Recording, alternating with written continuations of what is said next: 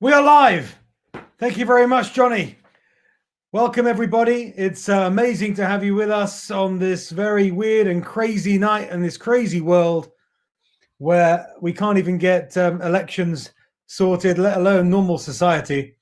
And tonight we have a brief break from all the stresses and strains.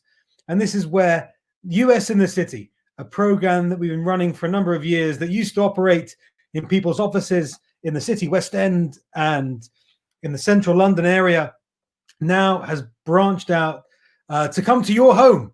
And we have an amazing evening of education and Jewish insight tonight, something more light-hearted for a change. We've had great guests such as Sherry Blair, Lord Panic. We've had Ed Hussein and many other stars where we've talked politics, we've talked Judaism, we've talked anti-Semitism. Tonight we have also some more jocular and some more festive fun, and which is all about football. This evening, this event is entitled Football and the Jews.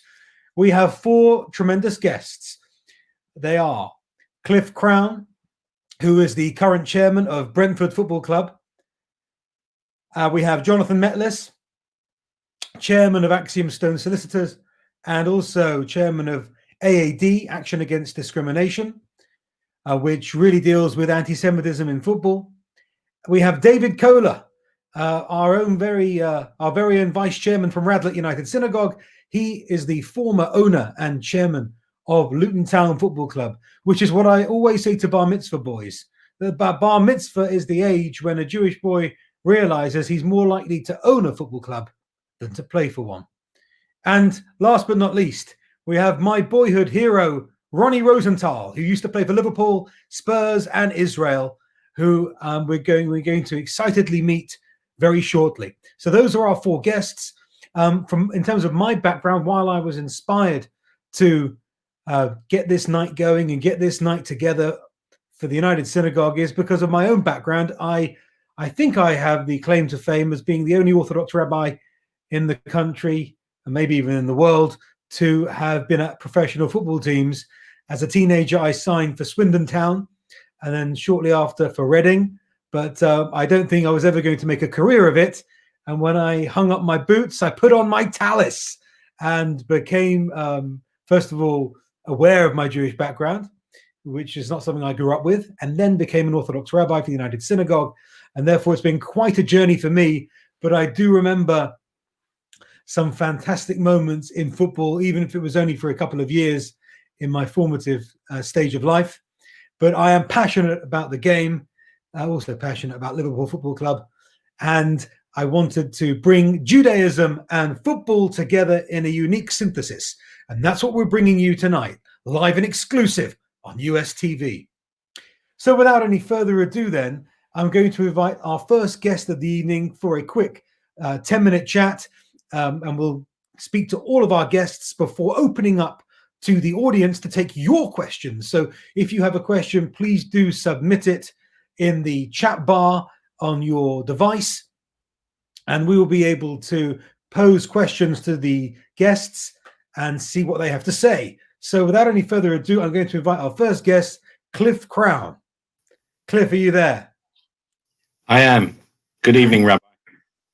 Cliff is also one of our members at Radlett Shul, so it's a familiar face, and we know that Cliff is the current chairman of Brentford Football Club, who are at their new stadium and were very, very narrowly short of joining the Premier League last season, doing very well. And I've been in non-COVID times, pre-COVID, I was a guest of Cliff's, saw the great things going on then at Griffin Park, but now you've moved to a fantastic new stadium and you're doing a fantastic job.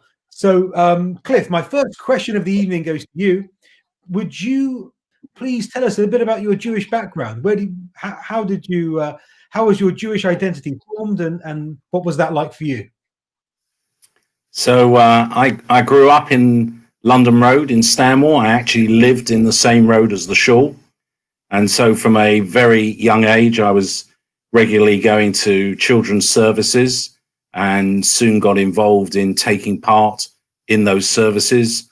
They were run by a very well-known man by the name of Sonny Block, going back 50 odd years ago. And then I got involved in Stanmore Jewish Youth Club, where I was initially a member. And then as I grew up and as I got into my teenage years, I became one of the leaders of the club. I would go to Hebrew classes 3 times a week, Tuesdays, Thursdays, and Sundays. Took all my exams when I was aged 10, 11, and 12, and obviously got bar mitzvahed at Stanmore Shul at the time when they were refurbishing the main shul. So the bar mitzvah was held in the Freeman Sussman Hall. And I lived in the same road as the shul until age 17. And like a number of very good Jewish young men, I would go to shul in the morning and then slope off to football occasionally in the afternoons. But very much a Jewish upbringing. Once I'd been bar mitzvahed, I then got involved in the youth services and was often helping lead the services by taking the actual service itself or laning from the Torah. Wow, so you're quite involved as a kid. I was very involved. At Stanmore Shul? At Stanmore Shul, both in the shul and also in the club. My parents were on the Parents Association.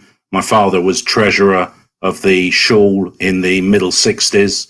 And so, yes, my whole life revolved around Stanmore, both the shul and the youth club. And you married a nice Jewish girl? I did indeed. And you've got a lovely family. You've got sons. I got 2 sons from my second wife and a daughter from my first wife. Fantastic. And are they going in the same direction in football or doing different things? So one of my sons is in education. The other one works for Brentford, and my daughter's in PR. Oh, fantastic. So I wanted to ask you, as you grew up, you entered your career. I gather you originally an accountant, but I still am, really. You still am, but somehow the romance of football took hold of Cliff Crown. How did that happen? So when I was 7, my uncle, who was single at the time, took me to Arsenal. And I still remember him lifting me over the turnstile, putting a 10-bob note under his ticket to the ground staff. And that was how I would get in to watch the Arsenal games. Fell in love with football immediately, consumed every football magazine as a child growing up and all the football books. At one stage in my teens, I think I probably knew the result of every FA Cup final since the Second World War. But I qualified as a chartered accountant and became a partner in a top 10 firm. And then in actually 10 years ago, last week, I was given the opportunity to go and work for my largest client. They approached me and said, things are progressing internally. We need a finance director. Could I go and find someone who could be their finance director? And I'd been at the firm for 29 years. So I hadn't really thought about leaving. And I was halfway through the process and I suddenly had a light bulb moment and said, what am I doing trying to find a finance director for a company that I would like to be their finance director? So I went to the CEO and I said, have you considered me? And he said, no, why would I consider you? You're a partner, you're our accountant, you're a partner in a top 10 firm. Why would we do that? I said, well, I'm really interested. So he said, okay, I'll think about it. Came back to me a few days later and said, we'd love to have you. And so 10 years ago last week, I left the firm and joined Matthew Benham's company, Smart Odds. And that's where I'm still CFO. And I got involved straight away with Brentford Football Club because they were spending quite a lot of his money and he wanted to know that it was being spent wisely, which in those days it probably wasn't. And then I got involved in buying the land for the new stadium, which we bought in June 2012. And on the same day, he took control of the club. He made me a director. And at the time, our chairman was Greg Dyke. And a year later, in 2013, Greg was approached to become chairman of the FA and obviously had to resign from Brentford And I went to my boss and said, I'd like to be chairman. And he said, by all means. And 7 years has just flown by. I get the impression you love it. I must be one of the luckiest men alive because apart from my family, my two great loves are finance and football. And I'm doing both. So the idea of being chairman of a club that are on the cusp of potentially getting into the Premier League is something I could only have dreamed of because, as you said earlier, although I was quite a decent forward at school and was known as a bit of a goal poacher, a fox in the box, I was never going to be good enough to play professional football. But you found your calling in the back room with the finance and the figures. Absolutely. And I still love it. And I knew nothing about the business of football 8 years ago, but I learned very quickly. And it's a fascinating business. And it is a business like any other, although it has its quirks. It's still a business. And we try very hard to run Brentford as a business. And the new stadium, how's that going? I know you can't fill it at the moment, but it's very exciting. It is very exciting. We obviously had some delays because of COVID, but the stadium was almost complete when lockdown came initially. And so we were able to finally take over the stadium at the end of August. And so we started the new season in the stadium. Our first game was at home to Wickham in the Carabao Cup. And it's running beautifully, I have to say.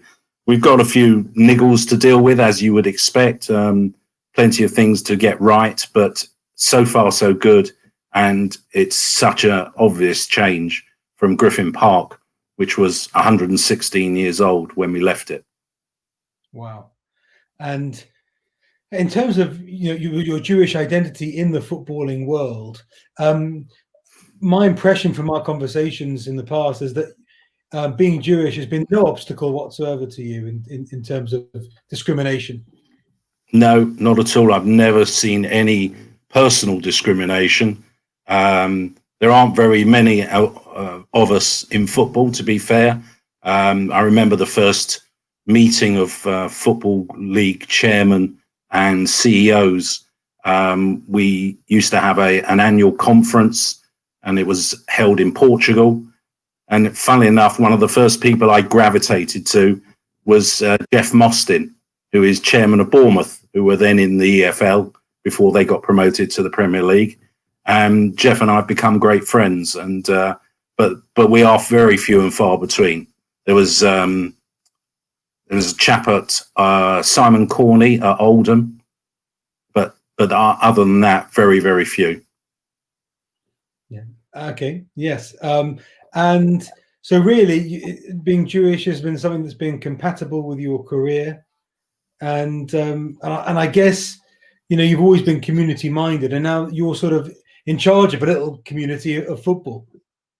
Well, it's not just football. There's also the local Brentford community in Hounslow and the boroughs surrounding Brentford, where we have a community sports trust that do fantastic work for people in the community of all ages.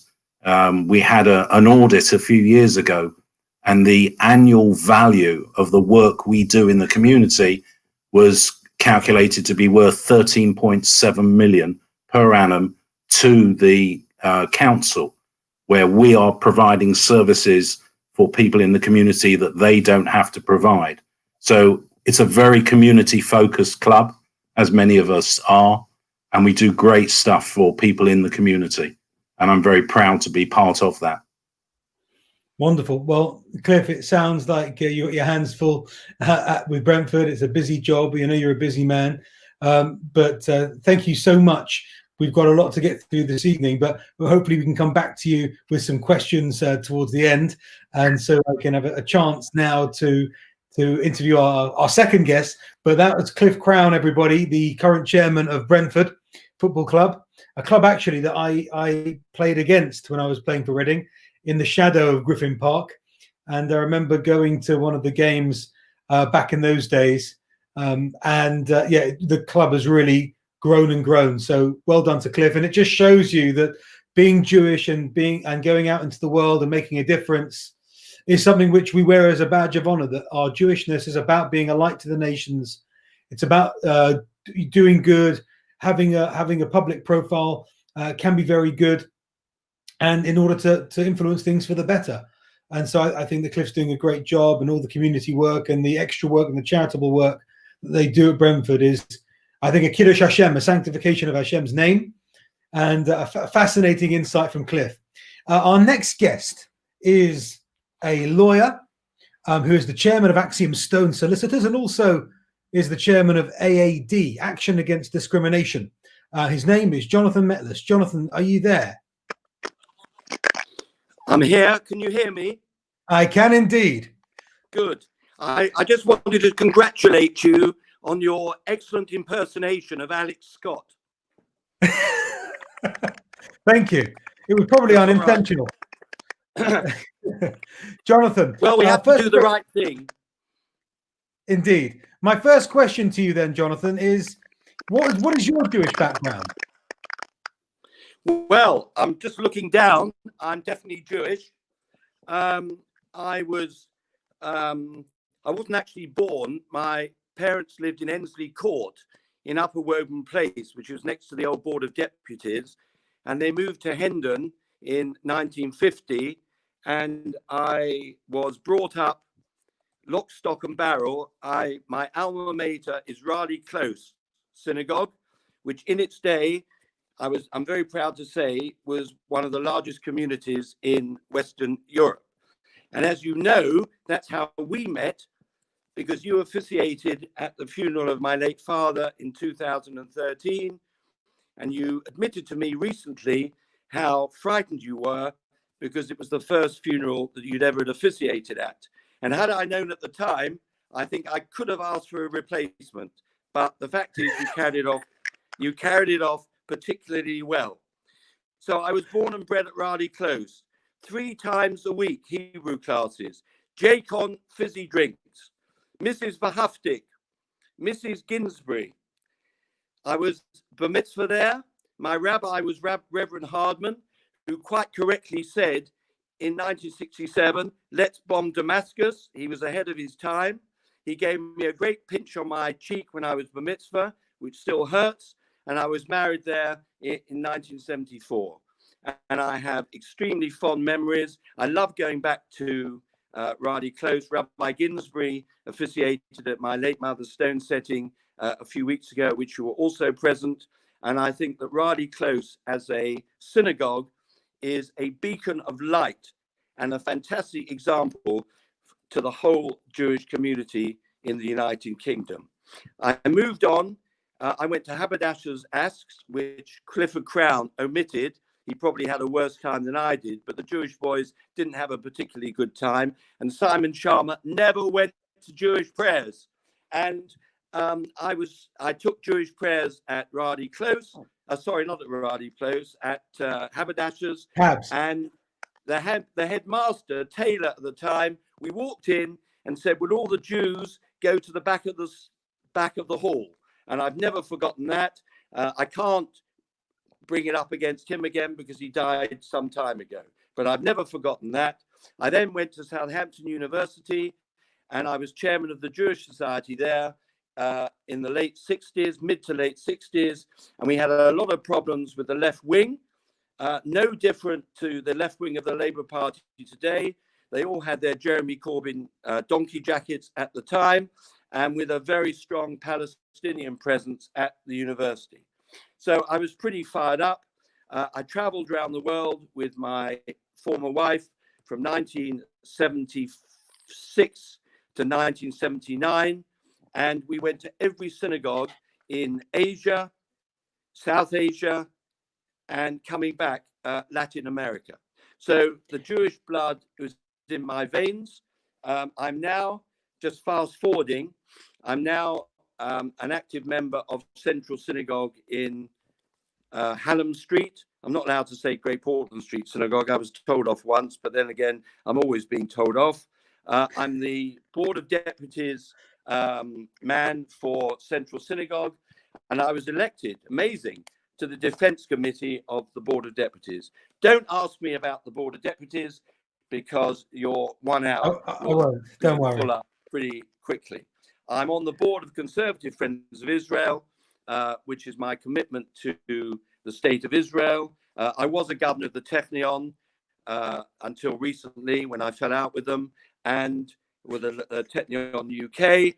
And I have been running this charity, Action Against Discrimination, which, as far as I'm aware, is the only active charity in the United Kingdom fighting anti-Semitism in football. You're going to ask me the next question, is my football business. The connection, because it all links up. Irving Scholar was one of my buddies at Radley Close. And the one thing we had in common at the age of 13, 14, is we both got kicked out of Mr. Roslin's class for bad behavior. And we became very close. And in those days, I was Chelsea with Peter Osgood was my hero. Irving actually was slightly before Peter Osgood. I'm getting my years mixed up. But Irving was Tottenham. And we went. And I shouldn't say this, but it could have been a Saturday, but I'm not, you could guess. But we went to all the games in North London. West Ham, Arsenal, Tottenham. We didn't really go west, but because we loved our football. It wasn't a question of me being a Chelsea man or he being a Tottenham man. We loved our football. And of course, all that's changed because now you've got you have to pay a fortune for whatever club you want to go and see. I mean, I am a season ticket holder of Brentford, and I admire the way they run that business. And I'm not sucking up to Cliff. Actually, I am sucking up to Cliff.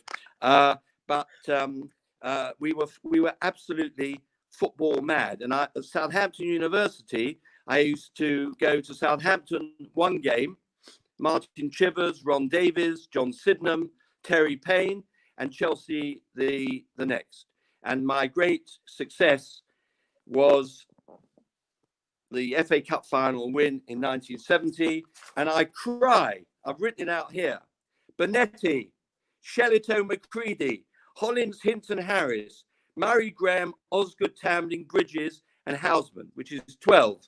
And of course, Tommy Baldwin came from Arsenal when George Ware Graham.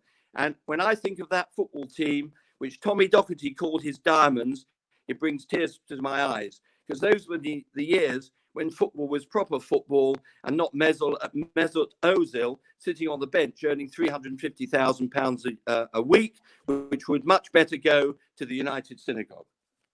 Jonathan, you mentioned the AAD, the charity you formed and chaired, Action Against Discrimination, and you've been fighting against the use of the Y word in particular.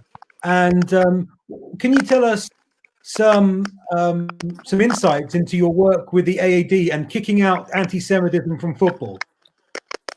Well, I tell you, I need to give you a bit of background, and you can stop me if you want because you're in charge. But in 1982, and it was on a Saturday, Chelsea were playing Tottenham at Stamford Bridge in the quarterfinal of the FA Cup, which Tottenham won 3-2. That was the Archibald Crooks team. And the abuse that Tottenham players received from Chelsea supporters, which they still do, was quite out of order. I won't repeat what they said about Garth Crooks. I didn't know he was an effing Jew, and I didn't know that Steve Archibald was an effing Jew. And from that moment onwards, I vowed to combat and fight anti-Semitism in football. And it's been a very, very long haul.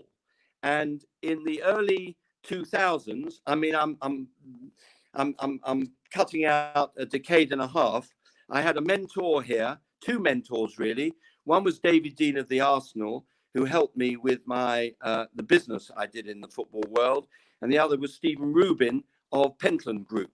And I worked very closely with Stephen. I was the secretary of the Interparliamentary Council Against Anti-Semitism, and he was backing my work or potential work in fighting anti-Semitism in football. Remember at Chelsea, we had that great lover of Jews, Ken Bates, and his legacy still reigns there. And I went to see Lord Herman Ouseley at Kick It Out, and I said, "You've got nobody on your committee who is Jewish." And they appointed me to their advisory group, and I spent 7 or 8 years putting, I believe, anti-Semitism in football on the map. And then in 2014, I'm fast forwarding, just after my father's death, Kick It Out were anxious that they had run out of money. And I said to them, "Look, I will, with some Jewish buddies of mine, apologize for my loose talk, we will hold an event for you and raise some money." And we held an event at the main great room at Wembley Stadium. We raised £80,000 for them. I had a tremendous set of colleagues. I had set up a charity called Support for Charity. And then after that event, I became disillusioned with the efforts of the authorities to combat anti-Semitism. And I changed the name of Support for Charity to Action Against Discrimination. And I've been battling on ever since. And we are active. I suppose, in a way, we're agitators as much as anything else. I mean, you've seen today the email exchange I've had with the chairman of Kick It Out, who refuses to acknowledge that the current campaign to fight racism in football, whether it being promoted by Tyrone Mings, brackets who he, Raheem Sterling, and Micah Richards, omits 100% any reference to anti-Semitism. And please read the diversity code that they've just introduced, the FA just introduced. There is no reference to anti-Semitism whatsoever. And last year at the Chelsea-Valencia game, there was abuse towards 2 Chelsea supporters wearing kippas. I reported it to the police. There was the usual fracas, and eventually the guys got banned. But they, COVID now, they'll probably walk in scot-free the next game, because that's what happens at Chelsea. And I've done the same at Arsenal. And also, one of my worst experiences at Chelsea was not only listening to their response to the Yid and Yid Army chanting, which in itself is racist. The word Yid is an abusive word for a Jew, and it provokes anti-Semitic responses. But when a Chelsea supporter comes up to me and goes like that about my nose, that's unacceptable behavior. If you did that to any other ethnic minority, you'd be in prison. And I am very sensitive to the fact that the authorities, whether it be the FA, the Premier League, and the government, do very little to combat anti-Semitism in football, whether it be alive, not at the moment because of COVID, or on the internet, which is very, very strong.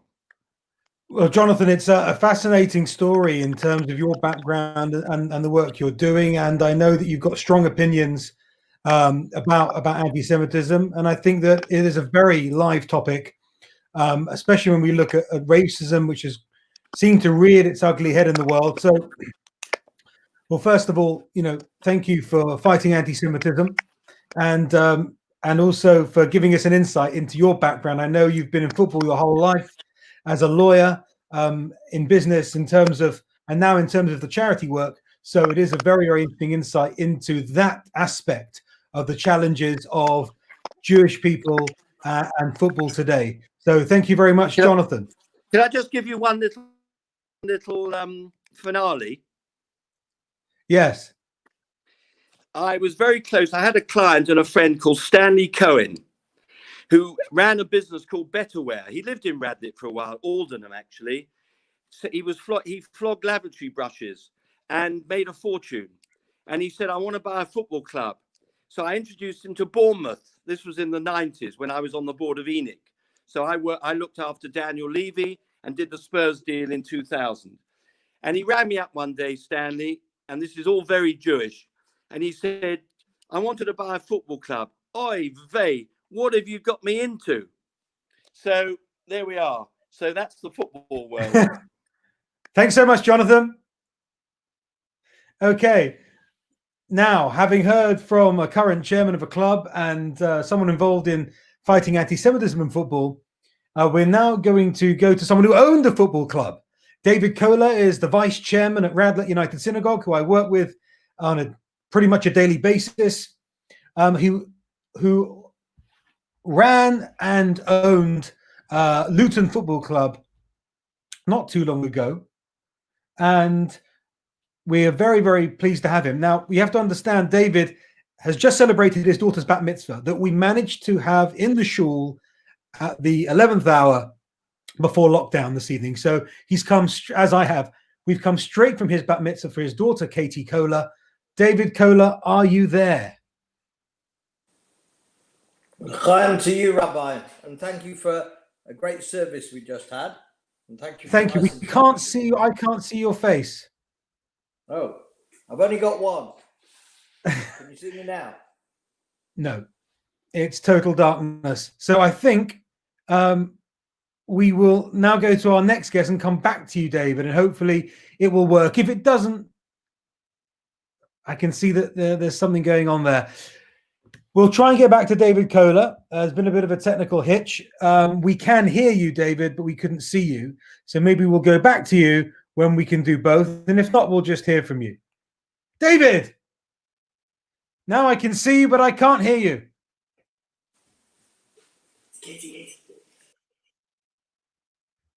And now he's gone again. Ladies and gentlemen, this is live. This is always full of hazards.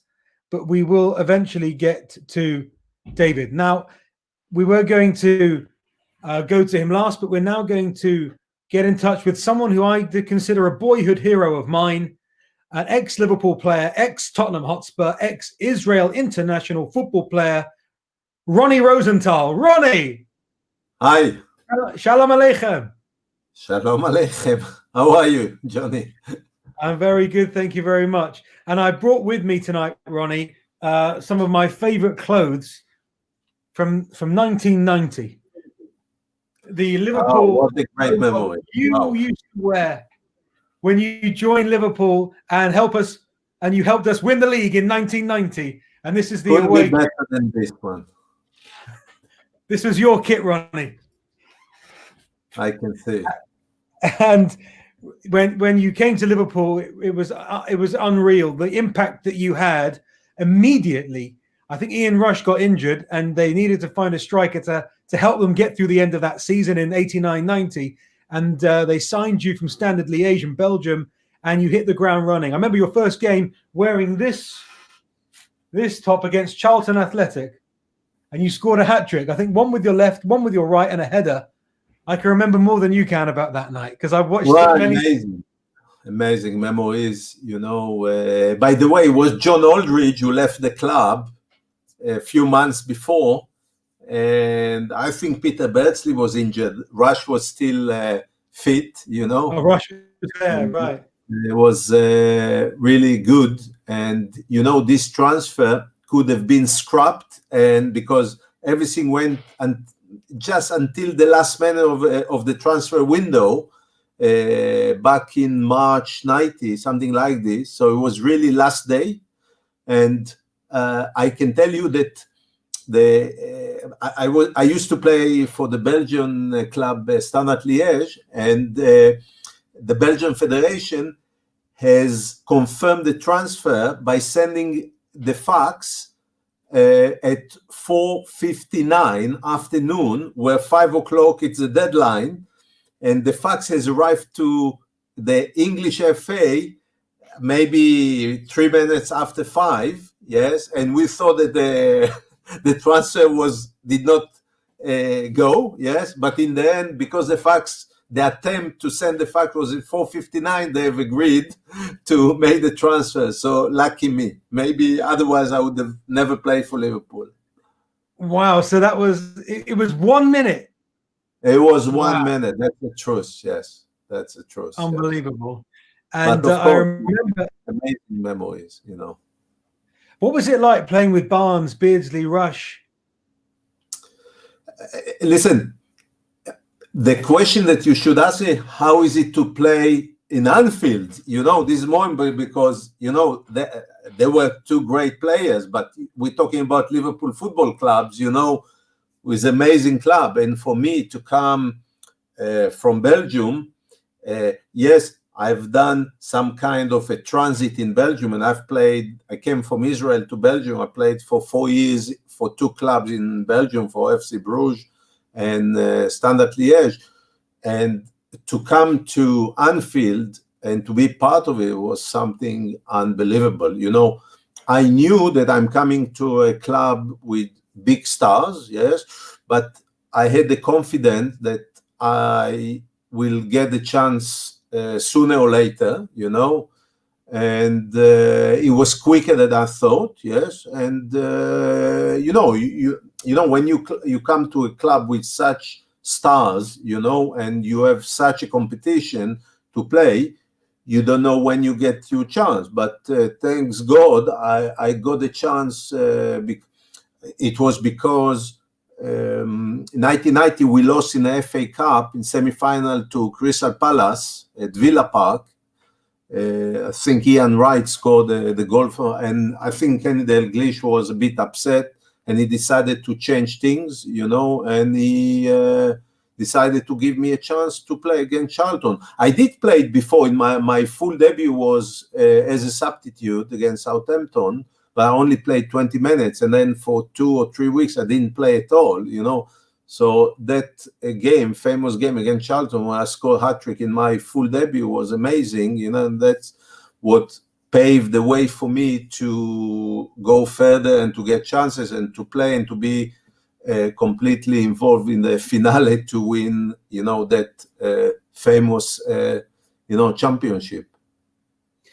It was amazing because you came to the club towards the end of the season, I guess, and within a few weeks you were holding the championship. The first, back then it was the first division, and there's a great photo of you in the changing room at Anfield with Ronnie Whelan, John Barnes, Ian Rush, and you. So you are considered a legend of the club.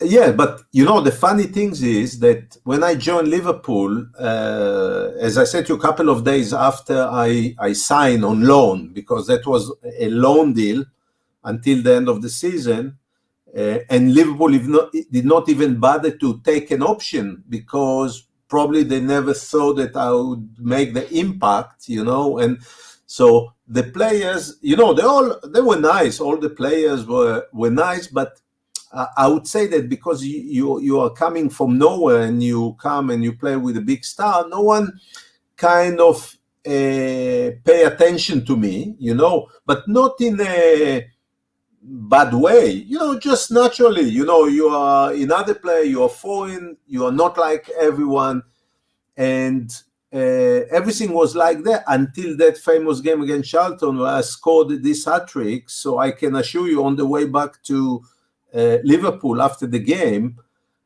all the players came to me, started asking questions where I played, what I did before, where I'm coming, you know. They started to be interested because, you know, this guy who coming from another planet just, you know, won the game on his own, and they were just started to be interested to know what I've done in football. Yeah, so that was a nice little story, you know. Well, I think you'll always be remembered very fondly at Liverpool. And my grandfather came from Bootle, which is a working class town in Liverpool, and he brought me up on his knee watching the football on the TV in the mid-'80s. And then I must have been about 8 or 9 when you joined, and I remember watching you. And only later, when I discovered my Jewish identity, because I wasn't brought up with any Jewish knowledge. I never had a bar mitzvah, nothing.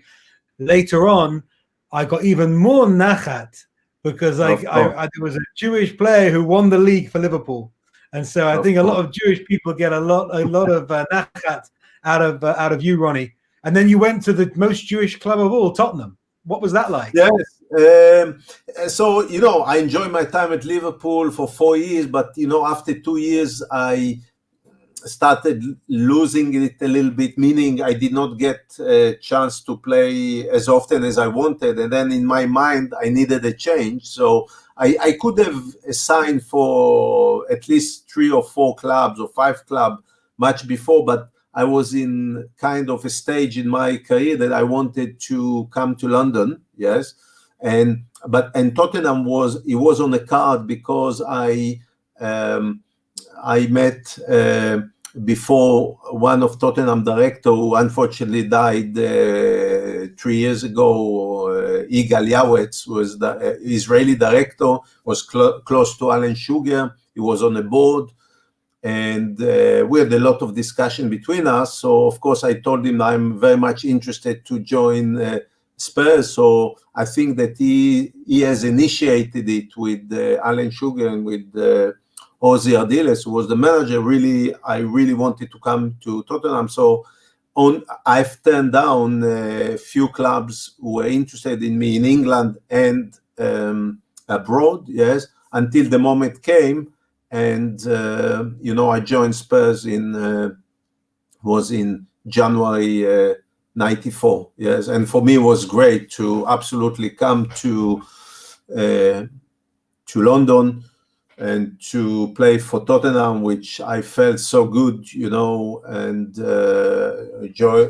Obviously, it was a little bit something special because, of course, in Liverpool, I was a little bit connected to the Jewish community there, and I wouldn't say that I was very much involved because, playing football does not allow you to kind of be involved in all the event, but I was still a bit trying from time to time to participate in all sorts of events, but coming to signing for Tottenham allow me to join, a Jewish club, real Jewish club, where I meet so many people, so many Jewish people, and of course it was pleasant, and I really enjoyed my time at Spurs, for 3.5 years. And of course I came, Spurs is a big club, which I had a lot of competition, but I had great support from the fans, and I can only praise the club and the fans. I have a great memory, of course. And we talked about the Charlton hat-trick. We all remember the hat-trick against Southampton when on that amazing night when you scored that hat-trick, all in the first half. No, it was the second half, actually. Second half? Oh, okay. It was the second half. No, I think there was a second half. There were 2 goals, and in the extra time there was 1 goal. Yes, yeah. If I'm not wrong. I think I know. I think it was in the first half because you were shooting towards Grobbelaar, I think, who was playing for Southampton. No, it was definitely second half. No, it wasn't, because I didn't start the game. I came back after a 6 weeks injury. I injured my ligament, and I came on to the pitch just 5 minutes before half time. So. Okay. The goal were 2 goals were in the second half, and then in extra time I scored. I added another one, and of course it was unbelievable night. To come back from 2-0 down. Where I noticed that a lot of fans started leaving the stadium at half time. They did not believe we did not have kind of a great season, and then. We managed to change our fortune, in the second half. But of course, it was unbelievable night, and that was maybe a kind of highlights in my career at Spurs, of course. Yes, you had a fantastic career in England, and you still live in England, and presumably it's been a nice home for you away from Israel. Yeah, I'm based here. My wife is not Israeli, so I stayed here. But it's not because my wife is not Israeli. Just because when I retired from football in the year just before 2000, I decided to stay in the business. And I became a football consultant. I started scouting, and I've discovered a lot of top players who are today maybe the most expensive players in the Premier League, but in early stages. This was my philosophy in football, that I need to scout and need to identify the players that would come to the top level, and amongst my discovery were players like Cristiano Ronaldo, Aubameyang from Arsenal, Gilberto Silva, Samuel Eto'o, Miroslav Klose, the German, and Berbatov, whom I brought to Spurs, which was amazing player. So, this is my buzz in football, is to really go scout and identify this kind of player and advise the football club to try to get them in early stages, because today all the clubs wants to identify the player very early, because we're talking about paying much less money than a player who are established star, where they have to pay 10 times the budget. So so that's what I decided to do, and I stayed in England, and my children were born here, and so. But I still travel, and I go quite often to Israel and Belgium, as my wife is Belgian, so we have also an apartment there. So yes, that's what I do. And also, you've been involved recently in a new talent spotting online app, which is called FMS, and it's really been helping and revolutionizing the game. Can you tell us a bit about that? Yeah, it briefly is a social network, a little bit similar to YouTube, but it's only football, who allows young children to expose themselves, yes, because there's a lot of players who don't get the chance to play in a great level where people cannot watch them, so they can upload the video, and obviously all the clubs are dying to get this youngster who's got talent in early stages, because once they become players, then it's very much costly. So I think it's a good one, that it will develop itself. Yes, and yeah, this is again part of my things in football. Yes. So really, you've invested yourself not only on the pitch, but now in helping young talent find the right club. Yes, of course. I was, as you know, my son started very early. My son Tom. I've got two boys. One is working with me in the business, and another one he started early stage at Watford. Actually started at the age of 7 in a Jewish club, the London Lions, which I recommend to a lot of Jewish boys. Very, very good club in Rowley Lane, yes, in North London, yes. And my son started there, and then with the time he got scouted and spotted by Watford, and just and my son developed to be maybe at that time the biggest talent at Watford Football Club. So at the age of 16, my son represented Belgium, as he's got double nationality. So I was doing all the following him, and I got a little bit involved in the academy things, like all the parents. So I've got today the experience to see how things are functioning in football academies, yes, and of course my main things is more the senior players. But I've done all this, yes, and I know that I'm a little bit maybe wasted, and I should have been a director of football at one of the top clubs, and I was offered the job a few times, but that was my choice, and I mean, I don't regret it, but I know I could have done it. Yes, that's for sure. But Ronnie, thank you so much for being with us. It's been fascinating talking to you. Hatzlacha rabba with all the good things you're doing. Toda rabba. And l'chaim. L'chaim. You'll never walk alone. Yes, you never walk alone. And now, thanks, Ronnie. We're now going to hopefully link up now with David Kohler, the ex-chairman and owner of Luton Town Football Club, also our own vice chair. Mazel tov to you, David, on your daughter's bat mitzvah tonight. David, can you please describe your Jewish background? Yes. Hopefully, can you hear me now? Yes. Yeah. I was brunged up in Blackpool, or Lytham St Anne's if you posh. Member of the Orthodox shul. My father was always involved in the shul. I think I follow in his footsteps in certain respects.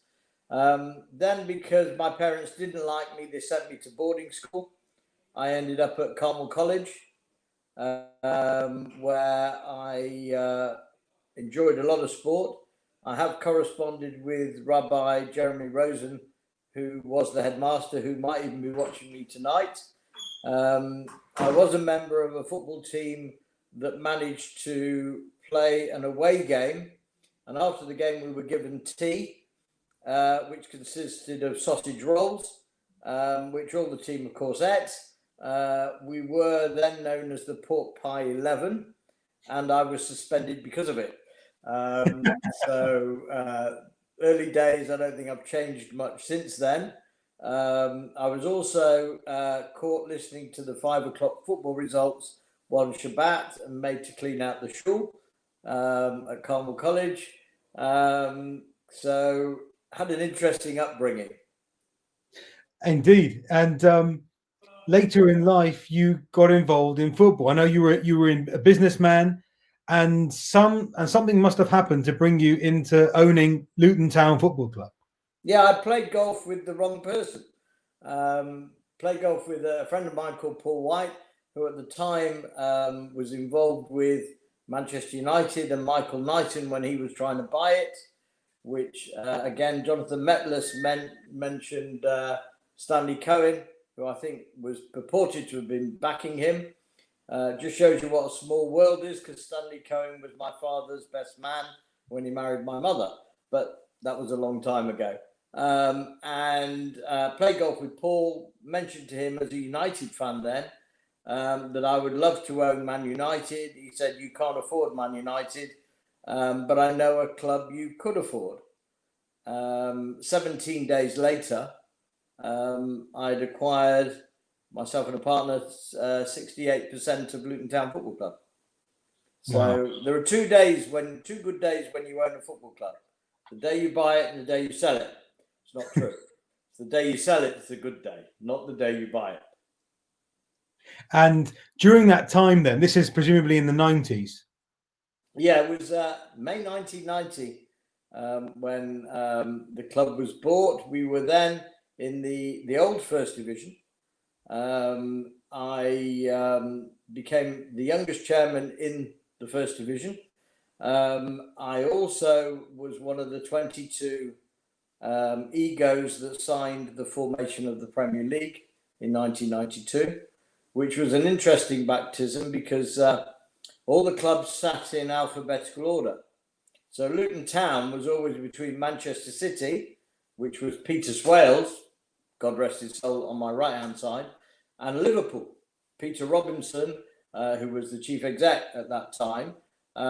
So I had two old bastions of football, and there was little old me who knew not a lot about anything. And when I look back, I probably knew even less.